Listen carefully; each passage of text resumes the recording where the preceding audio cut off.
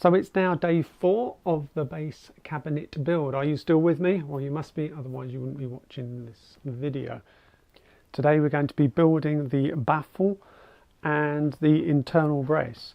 So that's all the red bits on the diagram. We've got the upper baffle, the lower baffle because it's at a slight angle. This is the bit where the speaker will be mounted. This is the bit where we'll have the porting, and we've got the internal brace going across. So this is the side of the cabinet with the side removed, and they're the 3 components that we're going to do today. So what driver did I go for? Well, I went for a Celestion. That's the model number just down there. One of the reasons I went for Celestion is because Lean Business have been so kind in giving me advice, and also they're going to plug this video a little bit, and hopefully they'll contact Celestion, and Celestion may be plugging the video as well. So that's not the only reason for going for Celestion. It was one of my first choices, and then I went backwards and forwards between B and C and a load of other things, and then I finally went for Celestion. So we're going to see what it's like. I'll put it in, give it a good testing, and then I'll give you my honest opinion on whether it was worth it or not. And if it wasn't, you will know not to do it and you'll try another one. But if it was worth it, you'll also see that process as well. So let's get on with it. Let's cut some wood.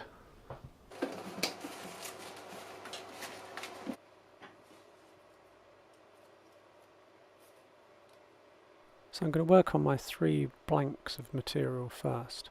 The first of which is going to be the one where the driver sits in. So I've got to set up an angle on the planer to just plane the 2 ends, and it's going to be at 70 degrees.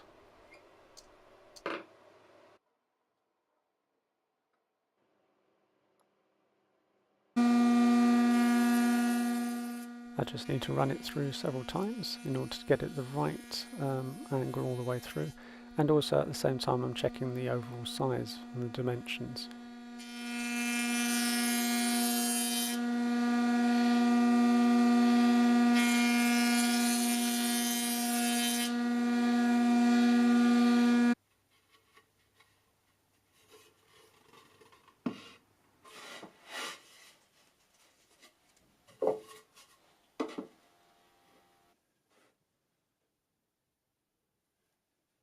I'll cut the internal brace out of one piece of wood and then cut holes in it to let the air flow freely from one side to the other.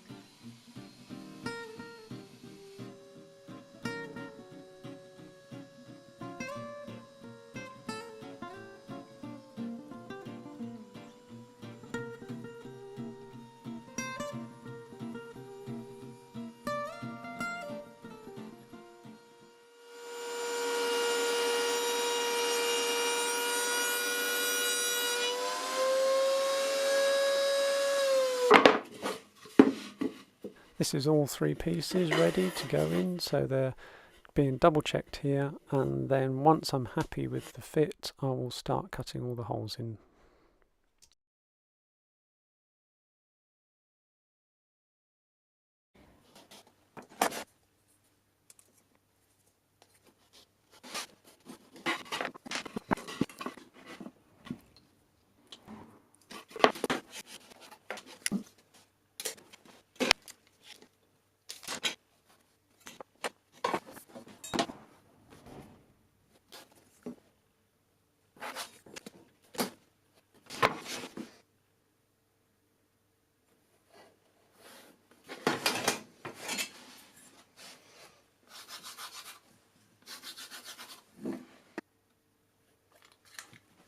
I'm using a knife here just to score some lines to minimise the tear out when I start cutting.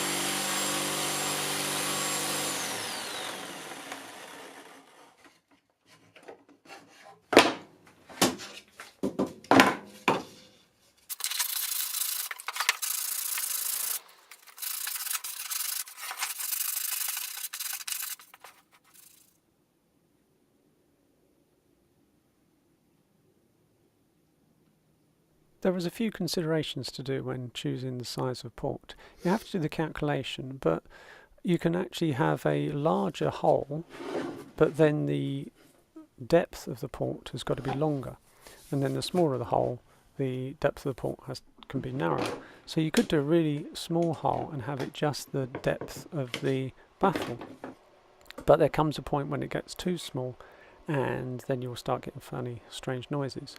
So there's like a minimum port size. So I went for quite a small port, but still above the minimum size.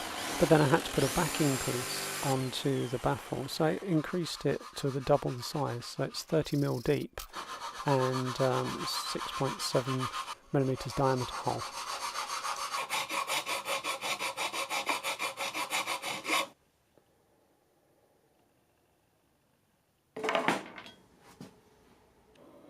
Although I've got many power tools in the workshop, and they do make things a lot easier sometimes, I do have a range of hand tools, and I just love to use them when I can.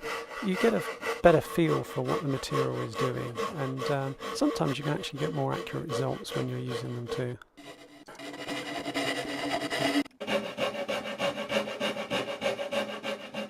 This saw also used to belong to my dad, and it's just nice to be using tools that he used when he was younger.